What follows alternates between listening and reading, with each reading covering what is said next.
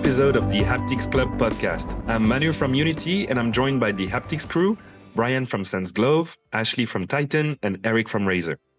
The Haptics Club is a team of people that have a passion for haptics. Our goal is to raise awareness of the amazing tech and people in haptics and to foster interesting discussions on the subject.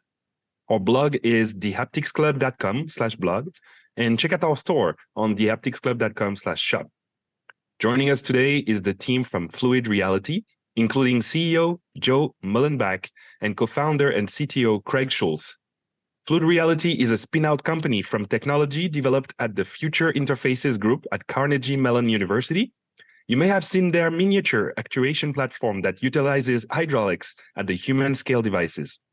We'll start with a brief intro, then dive into area of expertise, and then the future of haptics. We will, of course, cover challenges and opportunities of the haptics industry. Be sure to visit thehapticsclub.com and check out our latest blog post and peek into our upcoming guests. Last but not least, we wouldn't be able to be here without sponsors like Gravius, a global haptic competence center focused on customized vibrotactile technologies. Gravius' core competencies are piezoelectric and electromagnetic technologies for acoustic, components, and haptic actuators. Check out gravius.de to learn more about how they can help with active haptic feedback in your applications. Are you ready to talk haptics? Handing it off to Brian. Thank you very much, Manu. Hi, Craig and Joe. Welcome to the Haptics Club. We're so happy to have you today.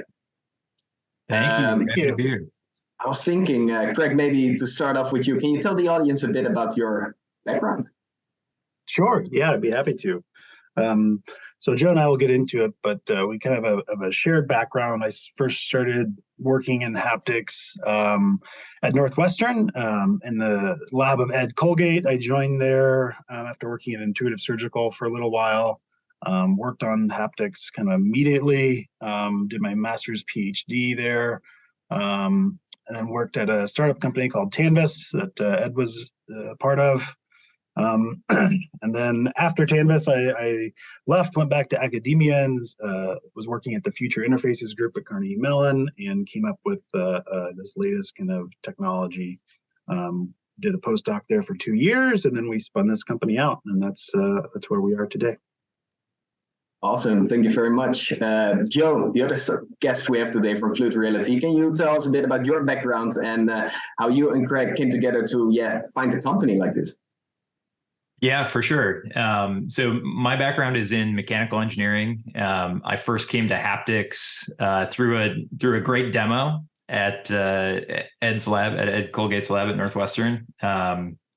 It was an early T-pad demo, and I was feeling rolling a pencil on the screen, sliding a toggle switch, and I felt it, and I thought, this is for sure the future. I don't know what haptics is, but I want to be a part of it. This is really cool.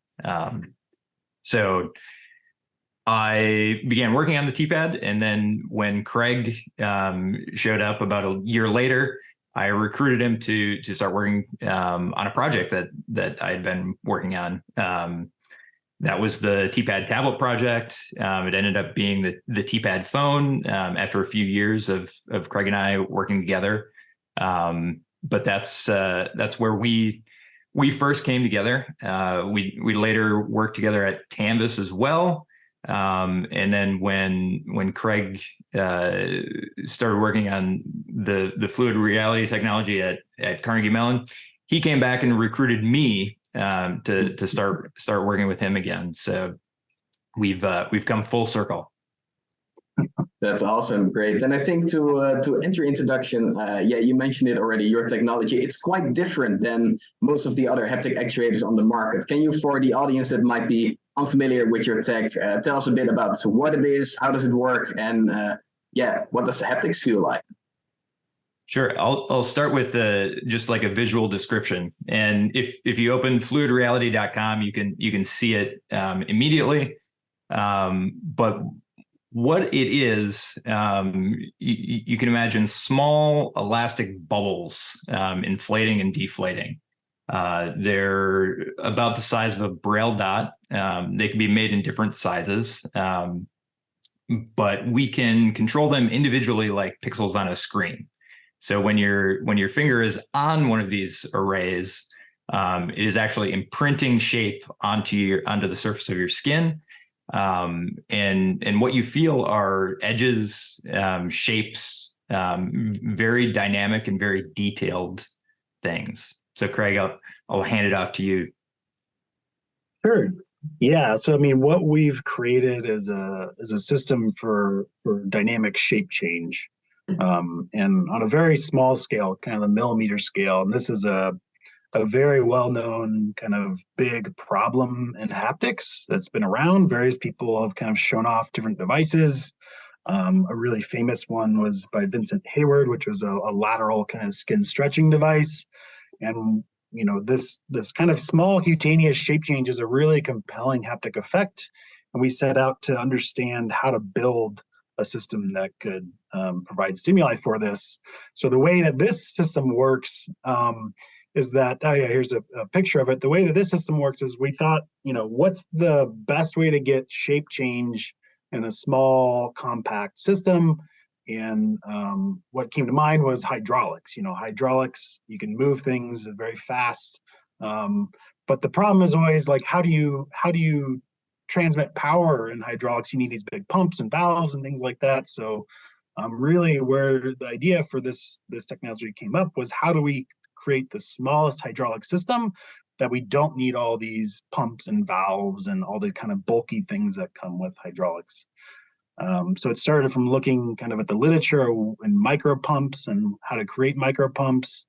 And I found this kind of little known effect called electroosmosis, which can directly actuate a fluid by applying an electric field. So we kind of started with that idea in mind, and then did a lot of kind of prototyping over a year or two to get to the current kind of really flat, compact form factor. But essentially, there's a membrane, a porous membrane, and then there's electrodes on either side of it. When you apply a voltage across that, it actually creates flow and creates pressure in the fluid. And that's what you're seeing is actually moving the surface up and down, is flow going into and out of kind of a stretchable membrane. So it's mechanical, but it's very organic in its filling. That's right. Yeah. I mean, it's sort of a very minimal mechanical interface, right? It's literally just a pump directly pushing into your skin. Yeah. And we learned from our time, at a previous startup, if people are familiar with surface haptics devices are typically solid state. Like, they don't actually move the surface. They create a friction change. But that's really limiting in terms of the types of effects and the expressivity of those effects. So just by introducing small kind of shape change within the finger pad, you can get a wealth of haptic effects kind of out of it. Yeah. Thank you, Craig and Joe, for the intro and the explanation of the technology. I think with the video, the listener that look at the video, it was a nice animation that was real life, right? It was a camera. And to remind what they saw, that this is the dimension of the finger pad. So you're really looking at having multiple active area under the fingertip. So this is a super interesting new haptic devices, and it's developed. I think it will be an explosion of research around this in the next years, probably.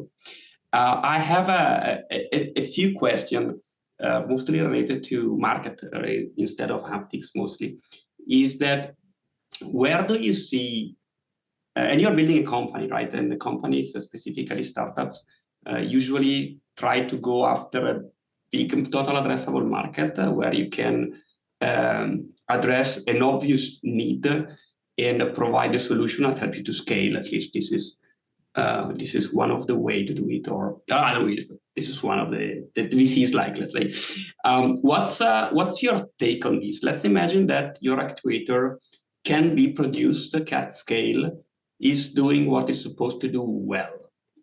What's the number one, number two, number three applications that you would go after? Yeah, for sure. Yeah, and we've demonstrated kind of both of these, but there are two main areas that we like to think about.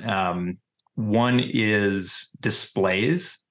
So coming from our background at Canvas, we're very familiar with kind of the needs and desires of people integrating displays into their products. That may be tablets, laptops, phones, automobiles.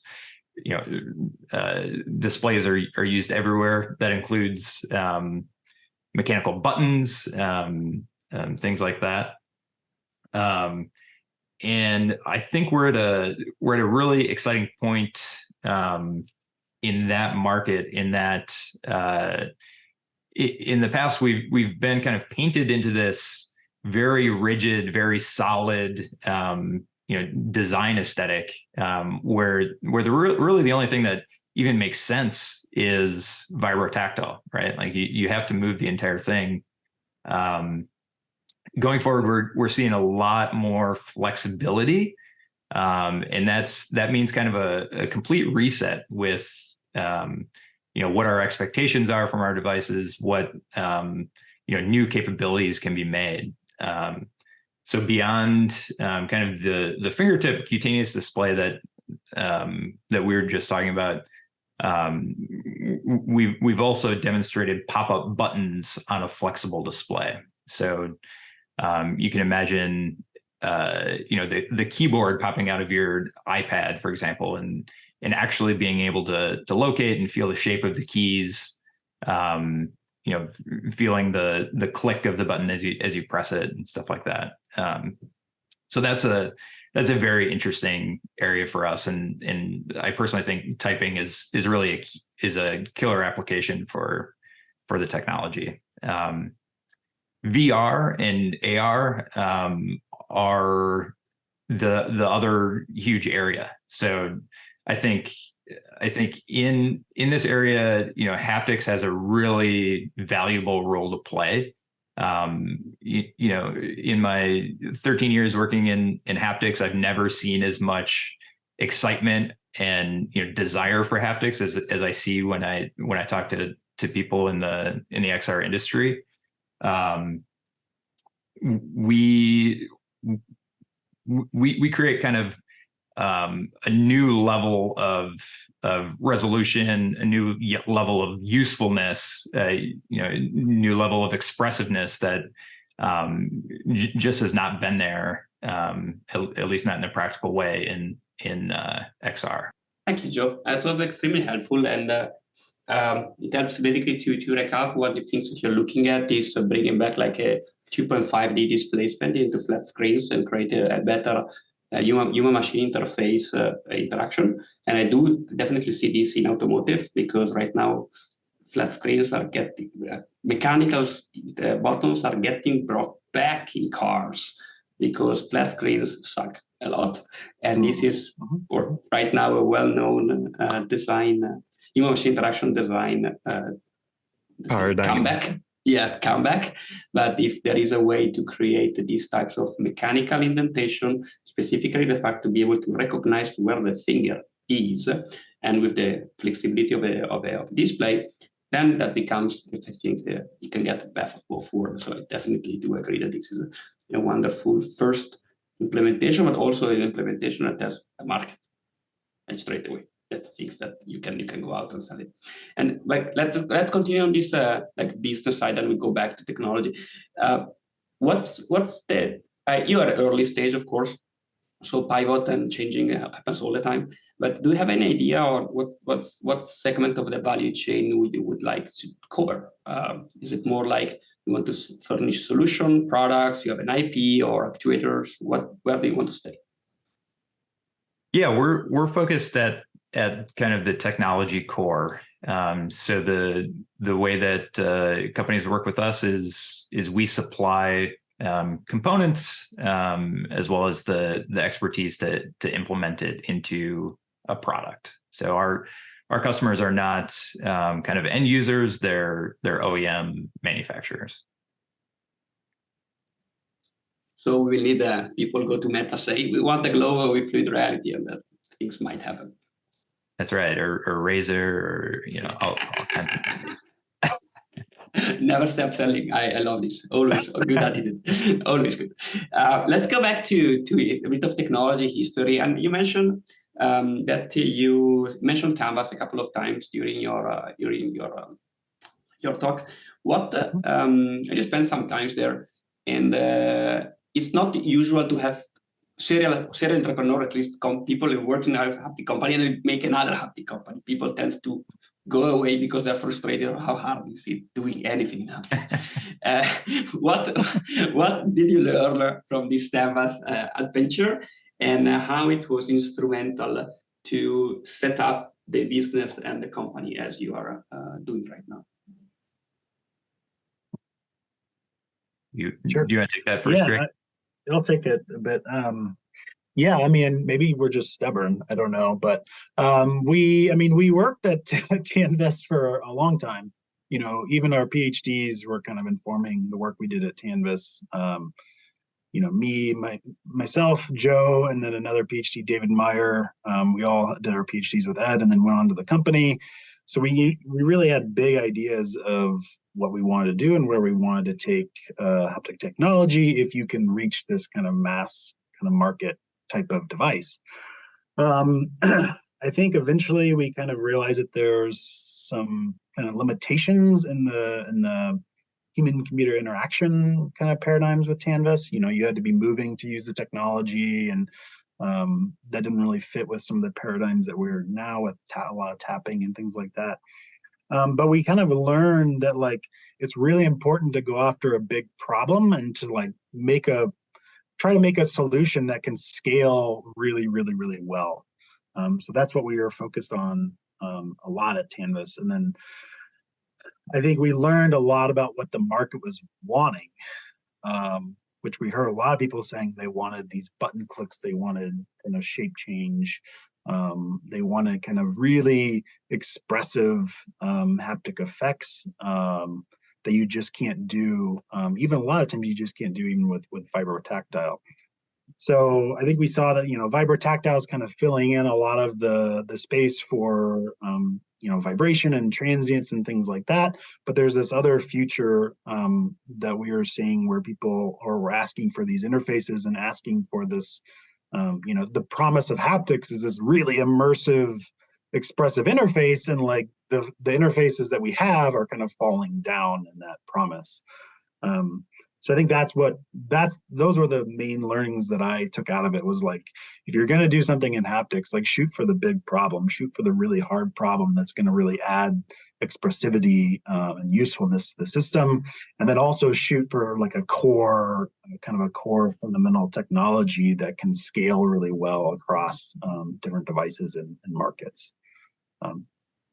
Yeah. And that's a great feedback. Sorry, Joe, please, if you want to add. Yeah, well, I'll emphasize what, you know, a couple of things that Craig said. You know, understanding what the market wants, what solutions people are actually looking for. You know, that was for me, you know, a major learning from Canvas. Another one, you know, thinking about manufacturing from the very beginning. You know, I would not be here, you know, working on Fluid Reality if the path to manufacturing wasn't, you know, clear in my head, right? Like, you learn a lot, you know, preparing a touchscreen for automotive qualification, right? That's what we worked on at Canvas. That, you know, is a difficult challenge, and you know, Fluid Reality has really a lot of advantages in that space that made it kind of really attractive. And then the last big learning from Canvas, I would say, timing is really key in these types of things.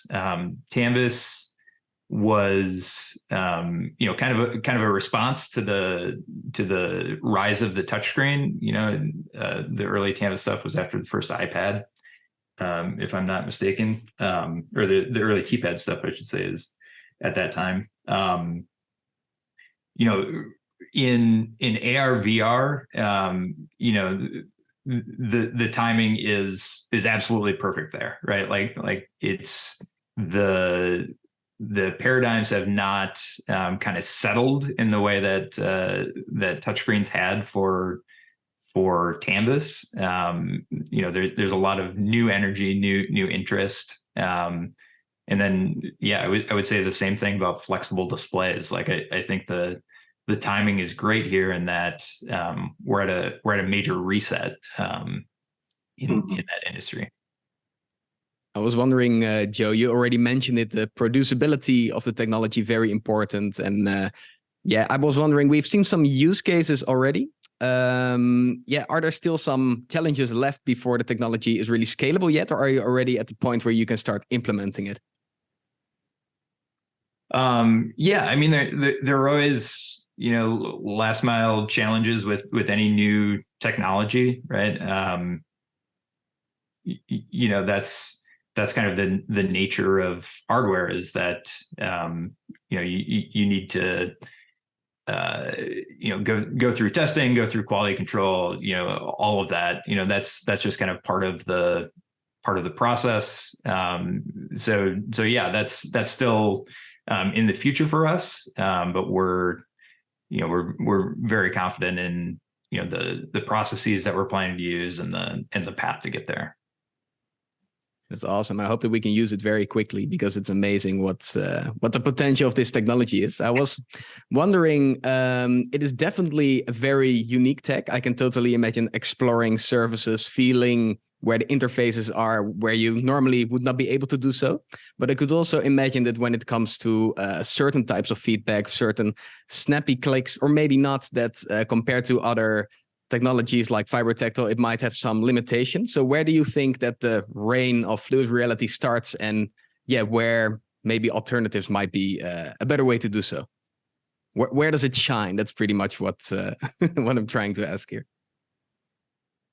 I think one other key kind of learning that we had from Canvas and that we built in is like, I think we really shine when you want to kind of proliferate a lot of actuators. The skin, you have a lot of skin. And if you really want to cover the skin with actuators and get this like rich spatial distribution of actuation, that's where we're shooting for, making any individual actuator kind of cheap and easy to implement, so that you can make just a lot of them. I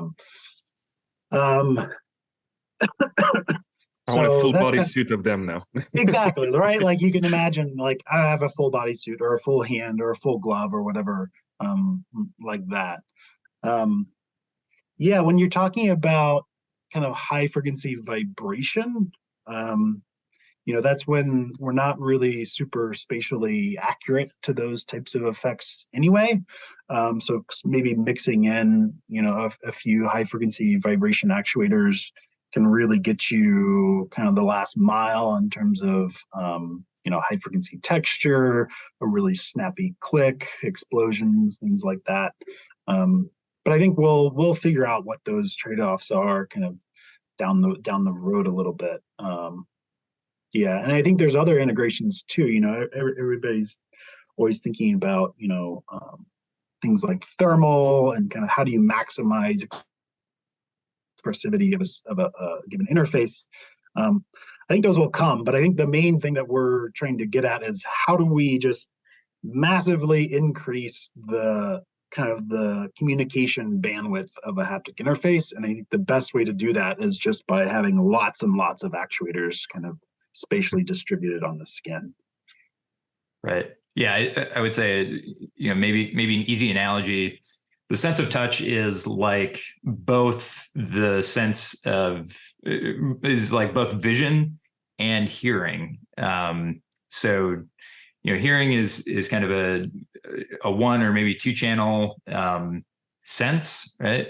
That is very similar to fiber tactile. Right. If you're trying to do something, that is very, very similar to audio, or, is about vibration, use a vibrotactile actuator by all means. The place that I would say we really shine is when you start to think about spatial things, right? So So the surface of the skin is, like the retina. Like if you look at the, kind of the mapping in the somatosensory cortex, it's laid out in space, right? It's very similar to the retina. So there, what is, I think, incredibly exciting is that this whole area is very unexplored, right? No one has been able to have this type of high resolution display. People have tried. There are many, instances of pin arrays and things that people have built in the past, but it's always been kind of an impractical way to go about things. So we have kind of, in my opinion, a whole new area of haptics to explore, and that's very exciting. I mean, what I love about what you guys, I just should think for my side, because what I loved it, you came out with this concept, right? You came out with this concept with a lot of pins, and I was fighting so hard in OpenXR to say we need haptic resolution concept. We need to implement the concept of haptic resolution displays because these things are coming. And I didn't know anything about that. And they're coming. I'm fighting so hard. No, we need a haptic resolution on the body part. We cannot assume that things are the same. You come and I said, look at that, guys. It's coming. And I was like a happiest man alive. And hopefully in the first version of the OpenXR APIs, we will have the concept of haptic resolution to manage all of your stuff already straight away. Yeah. So that's the fun. But coming back to when you demoed it to me, in World Haptics, and I started to think about stuff. And right now, I'm in a lucky position that I can work on a haptics product on a crazy company that is happily push things out. And one of the things that I start to go down in the rabbit hole, it's over what creates a tactile emotional attachment to animals and kids and stuff like that. Mm.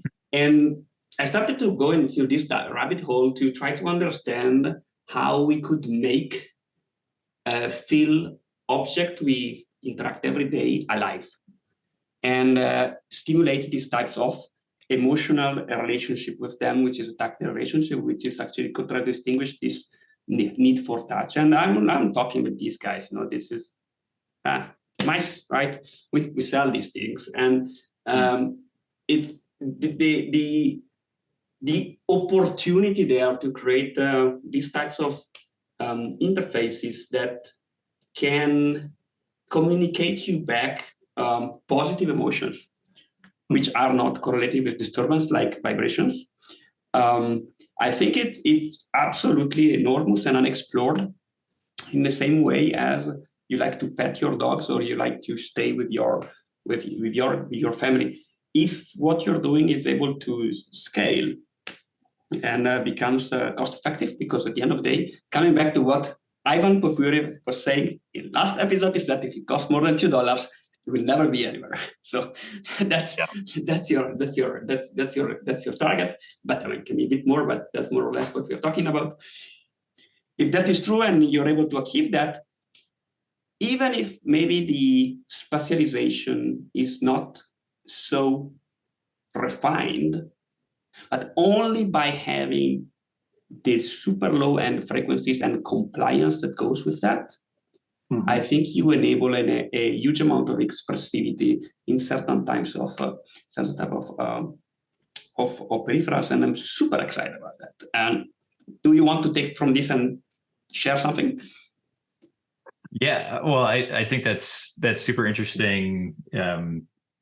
We show these demos to people, and we are showing them in the context of this is something that could be used in VR, in a glove, on a controller, things like that. And my favorite comments are people who put their hand on it and they're just like, "This is a massage on my fingertips." Like I just want to keep feeling it. It's hypnotizing. So I think that's a really great direction of thinking. Is can we use haptics like we use music, right? It's just something that we enjoy, that changes our emotional state, maybe resonates with us at a certain time.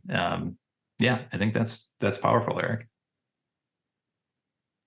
I love what Eric was saying about creating potential emotion with, let's say, inert objects that are not necessarily alive, and how you can emulate that feeling with people. There's been a lot of work in the past on trying to map emotions to haptic feedback. And I come back to what Craig was saying before, right? Like the multimodality aspect, not just vibrotactile, but once you start thinking with pressure, with temperature, and combining those, and what would be the perfect, let's say, recipe for a virtual hug versus the feeling of sadness or fear, something that can be very visceral and fast and cold versus something that can be longer and more soothing and warm.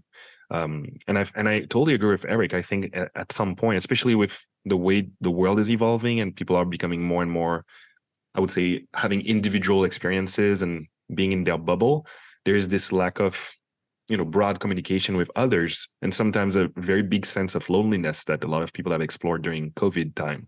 And during that pandemic time, there's the past company I worked on trying to think about what would be the future of human communication using haptics, and how can we reinforce the feeling of closeness or emotion, and not just for loneliness, but even for relationships or personal wellness.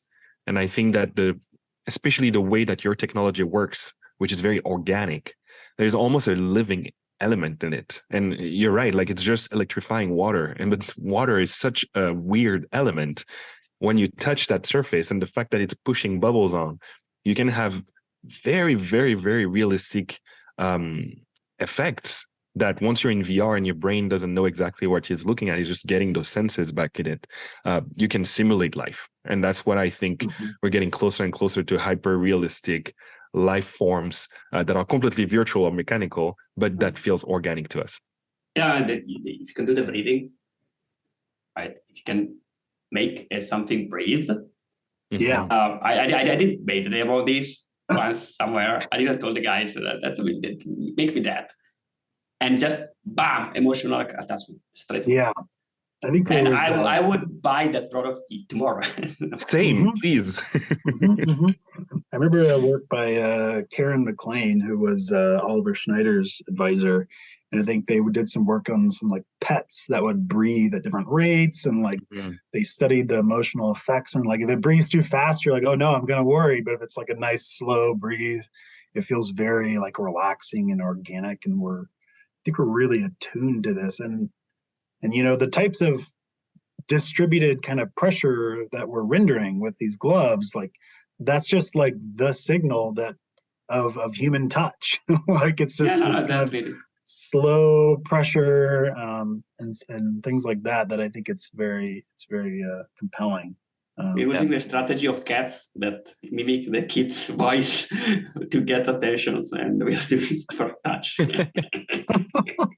I'll take the opportunity to show to our visual users, but we're going to talk through it for if you're listening only the audio. But there's a lot of great examples on the Fluid Reality website. So it's fluidreality.com, and you can see virtual hands touching objects like a block of stone or marble, water, a bottle of water versus a basketball. And the type of effects, even visually, are clearly different. And you can almost feel through the website what it might feel for you when you touch it. And then it goes into way more, I would say, personalized experiences and having this entire virtual experience with haptics. Moving away from the touchscreen and having that spatialized effect, I think, is definitely key to what you guys are creating here. And that sentence from the project I talked about, I think, is really represent well. As interaction modality, haptics is underutilized compared to visual and oral modes. Yet research shows that touch has the power to communicate in deep, visceral ways that other modes cannot.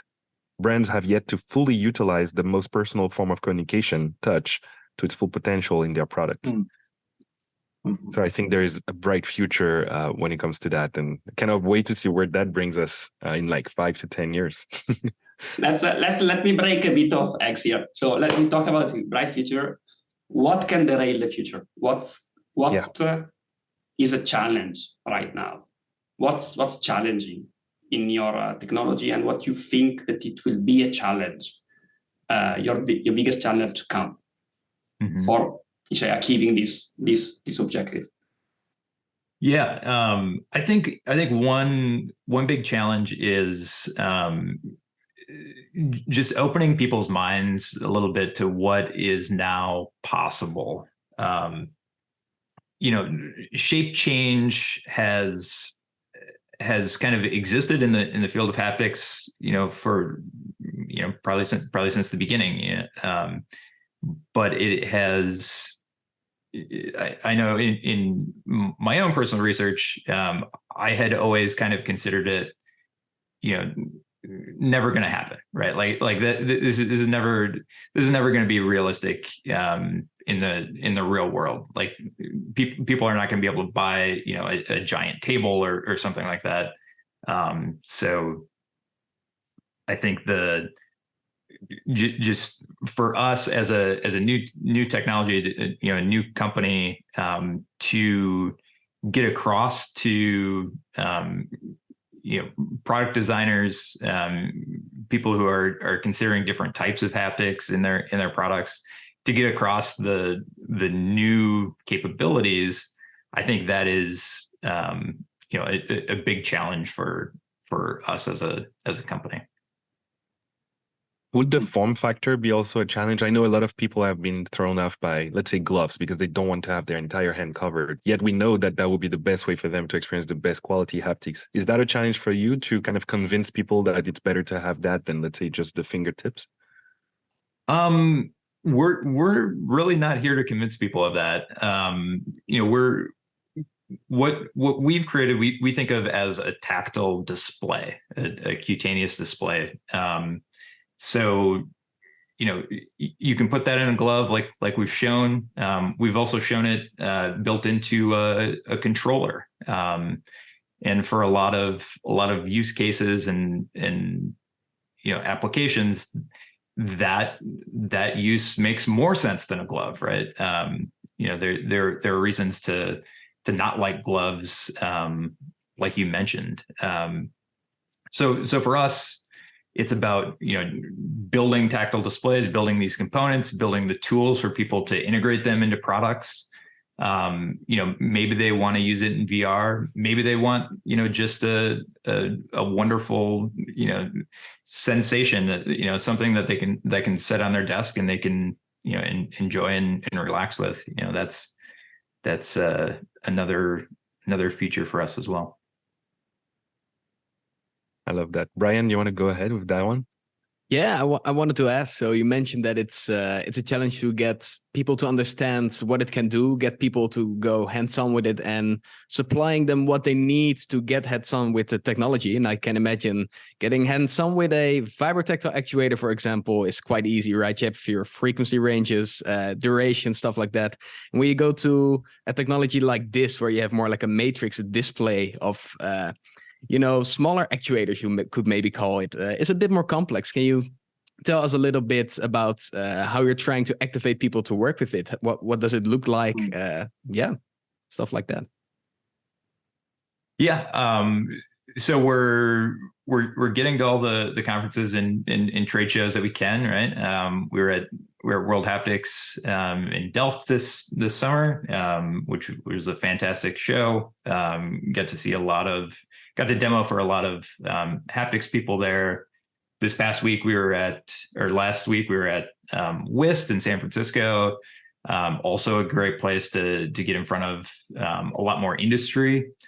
So that's in my opinion where that starts, is exposing people through demos and things like that. In the future, will there be a dev kit for Fluid Reality? Yes, absolutely. There will be samples. There will be ways for people to get the components, test them out, things like that. That is on our roadmap. Unfortunately, I don't have anything to announce here today. Mm-hmm. I think I'll just also say that I think having the right metaphors and explaining how the technology works and how you can program it is another big part of it. We did this a lot at Tanvis, where people would actually program our Tanvis screens just using images, so you didn't have to code in this whole haptic rendering thing. You just kind of imported images, and the screen would take care of the rest. And I think we're starting down that path of fluid reality of kind of bootstrapping existing standards. In this case, a lot of video standards for streaming video and things like that, where we can think about programming these things in terms of spatial kind of configurations and spatial videos. And certainly, if Eric's working on a nice new standard for us, we'll take advantage of that. I think the MPEG one can already support your systems. The haptic MPEG one, you could already code it in the MPEG haptic stream that is getting published actually in January, and it has this concept of haptics resolution specifically, and you have per pixel thingy. Given your frequencies, I think it could. Yeah, exactly. Right. Like a lot of the things we're doing are low frequencies, kind of static frequencies. And I think that's the natural kind of starting point. Yeah, a bunch of keyframes and interpolation. All of these things should be there. Ooh, I'm happy. So it's not useless what we need. Yeah. That standard is going to revolutionize so much things. Like, I'm so happy it's happening. I don't know. We'll see. No, as every standard, it's a challenge. It's a challenge. Now, let's go to future, guys. We've spent a lot of time to talk rightfully about what's going on next year. But let's change hat and let's go, 5-10 years from now, and maybe abstract a little bit also from your company or for your specific technology. What do you think is going to happen? Actuator side, fine, but in general, also on the general haptics human interaction side. Yeah, no, I think, the reason that we're really excited about haptics right now is because we see so many people kind of waking up to haptics, and I think that's only going to get stronger and continue.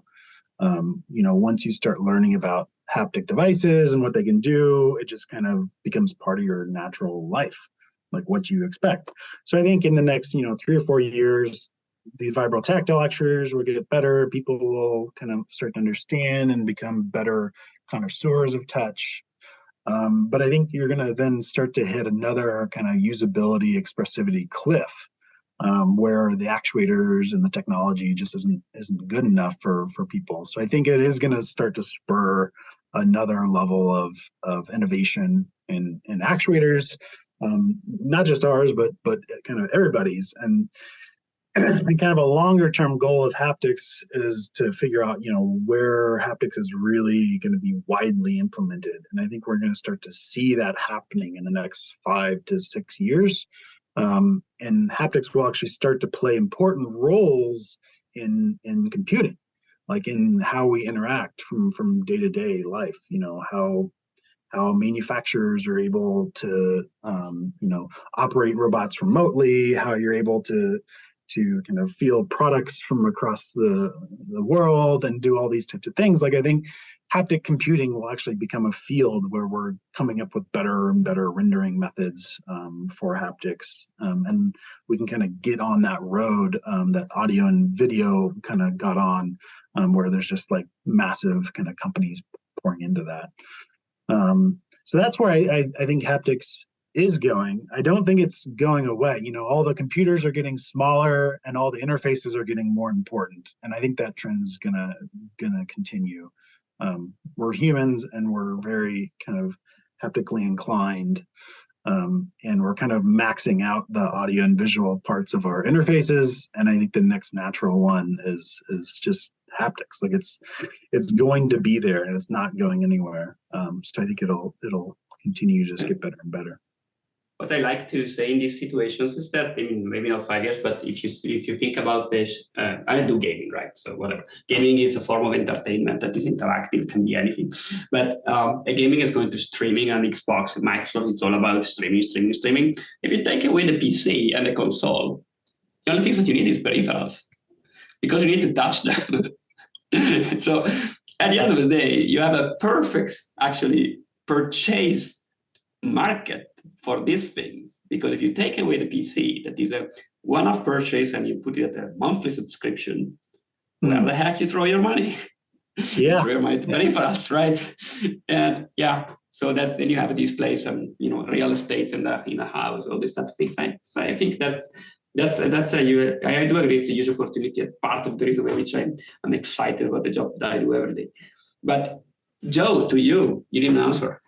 Yeah, well, I totally agree with the sentiment that the interface never goes away, right? Like you always need the gateway and the transition between the person and the computer, right?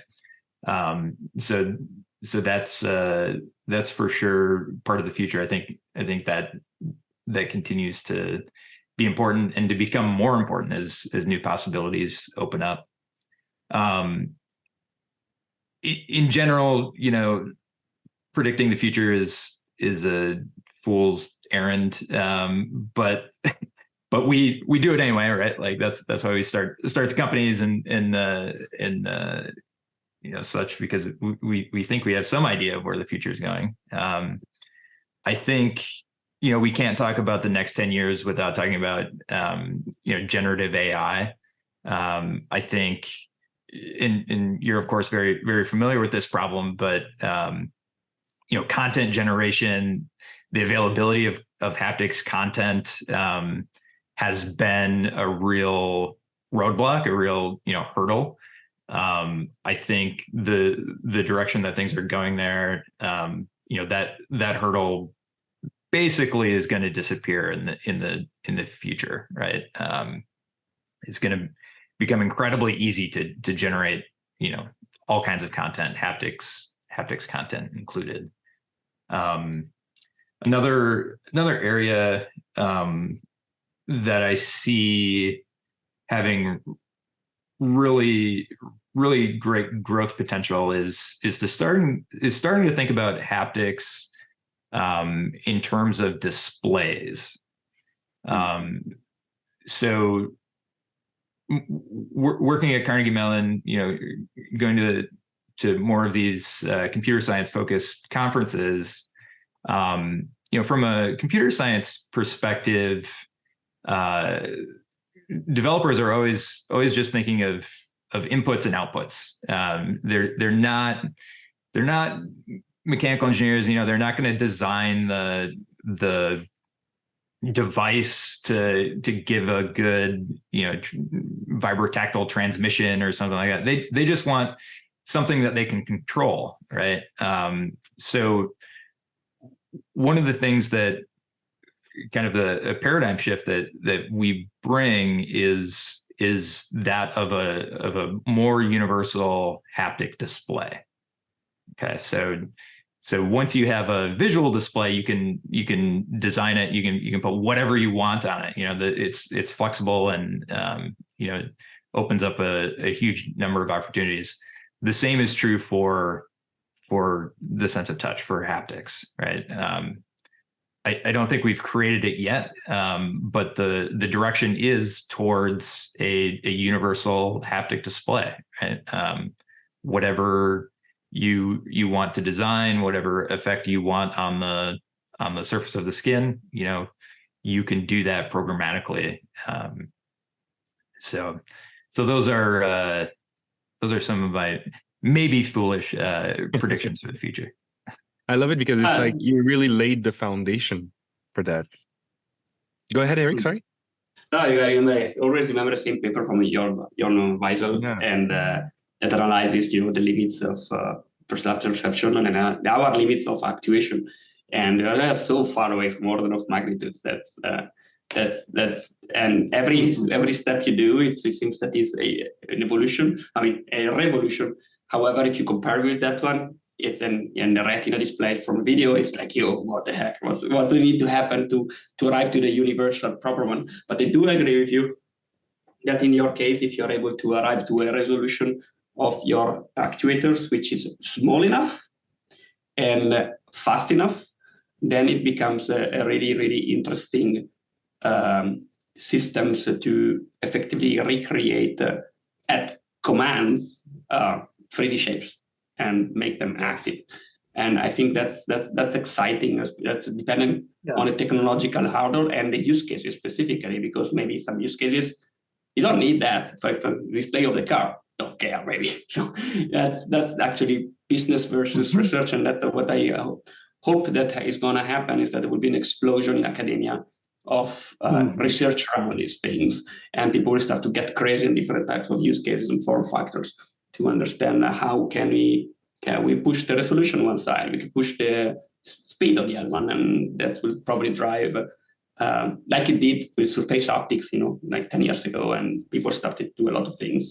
Hopefully with this direction, there'll be a new explosion of research in that direction that will inspire new types of use cases. Yeah, I like to explain it like the first visual displays, the first computers were programmed with like blinking lights and switches, right? Like that's how they did it. And then they came out with the black and white monitor, and they were like, this is amazing.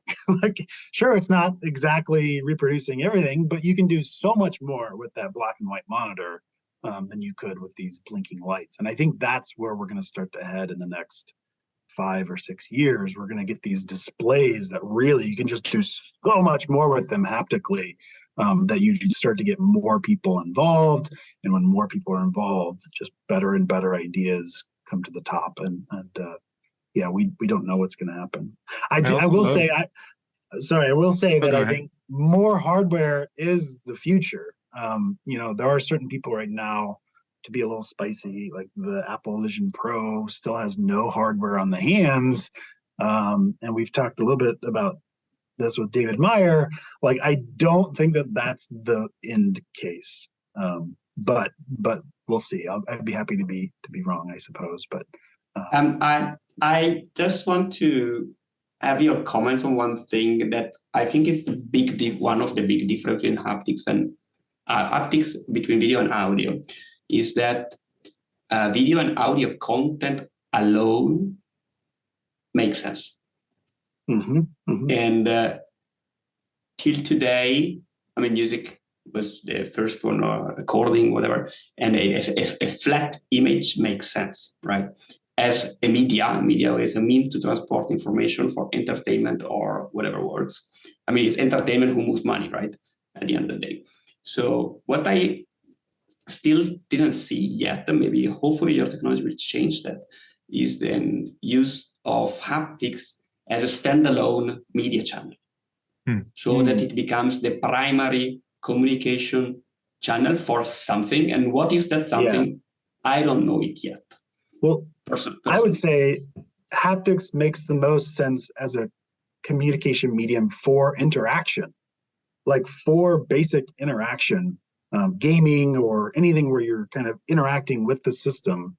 Haptics is the most natural paradigm, I think, for that. In the past, we've just gotten away with, keyboards and mice, and that's been fine. But I think, as these devices evolve, that's why I say that like haptics and some sort of device that can kind of tactily interact with you, I think is still the future when you're talking about interacting with the computer and actually doing something with it. There needs to be some sort of device.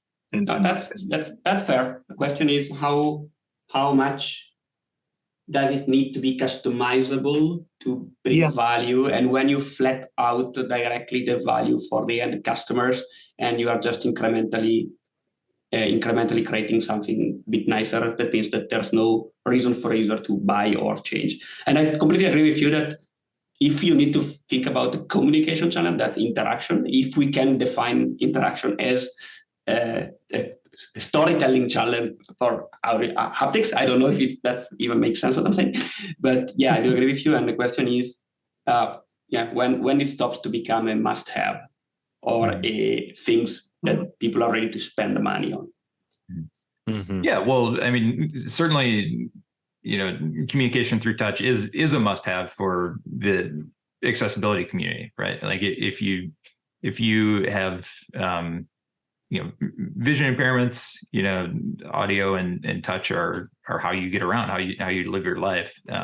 So there's definitely a rich history and a rich future there for communication. I think tactile graphics displays, things that are more refreshable, that are more expressive than Braille language itself. I think there's huge opportunity there. I think, yeah, touch today is very utilitarian in kind of the day-to-day interaction. I think maybe what you're getting at, and with your previous thoughts, are, can we have touch communication that's purely for enjoyment or emotional experience or expressivity, right?